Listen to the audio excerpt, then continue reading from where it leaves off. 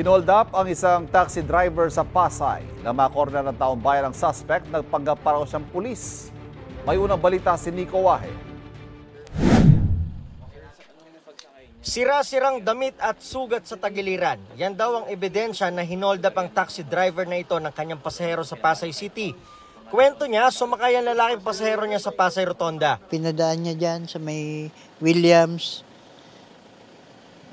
corner ng Roberts Street.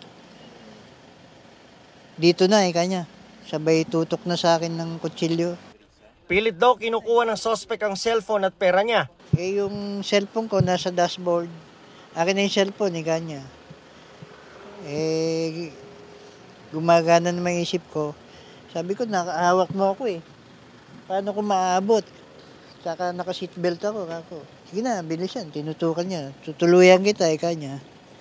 Saktong may dumadaan na dalawang, hindi ko alam kung mag-asawa. Binuksan ko yung pinto nang malapit na.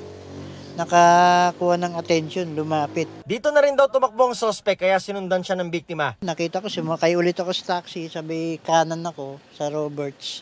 William kasi ito Sabay, hindi na bababa yung bintana ko Binuksan ko habang tumatakbo. Nagsisigaw na ako ng hold up, tulong. Naalerto ang taong bayan kaya hinabol din nila ang suspect. Nang makorner, bugbog ang inabot niya. Ayon sa biktima, nagpakilala pa raw na pulis ang suspect. Pulis ako kanya nung binubugbog na siya. Narinig ko yung sabi yung mama yun nagbugbog ng hold up. Pulis daw siya, walang ID ipakita. Ayon sa barangay, madalas daw talaga ang hold-upan sa lugar. Tumanggi magbigay ng pahayag ang suspect. Na-comment po. Pulis po ba kayo, sir?